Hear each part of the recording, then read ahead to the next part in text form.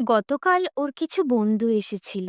তারা বলল কফি আর চিকেন পকোড়া খাবে, কিন্তু তখন কোনো চিকেনের দোকান খোলা ছিল না। আমি তাই ফ্রিজে থাকা 400 গ্রাম চিকেন দিয়েই বানিয়ে ফেললাম এই চিকেন পকোড়া।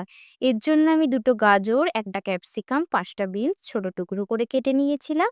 চিকেনটাকে একেবারে কিমা করে তার মধ্যে গাজর, ক্যাপসিকাম এবং বিনস, 1 কাপ পেঁয়াজ কুচি, বেশ কিছুটা ধনেপাতা, 1 চামচ কাঁচা লঙ্কা কুচি, 1 চামচ রসুন বাটা, 1 চামচ আদা বাটা, 1 চামচ ধনে গুঁড়ো, হাফ চামচ জিরে গুঁড়ো, 1 চামচ হলুদ গুঁড়ো, 1 চামচ লঙ্কার গুঁড়ো, 1 চামচ কাশ্মীরি লাল লঙ্কার গুঁড়ো, স্বাদ মতো লবণ, 2 চামচ বেসন, 2 চামচ চালের গুঁড়ো, 1 চামচ কর্নফ্লাওয়ার, 2 চামচ সয়া সস এবং 3 চামচ টমেটো কেচাপ।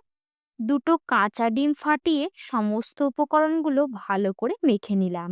এর মধ্যে 2 চামচ সর্ষের তেল দিয়ে আবারও ভালো করে মিশিয়ে নিয়ে কড়াইয়ে তেল গরম করে ছোট ছোট বলের আকারে গড়ে নিয়ে মিডিয়াম আঁচে লাল লাল করে ভেজে নিলাম। আমার বানানো সহজ পদ্ধতির এই চিকেন পকোড়া খেয়ে তো সকলে এক্কেবারে মুগ্ধ।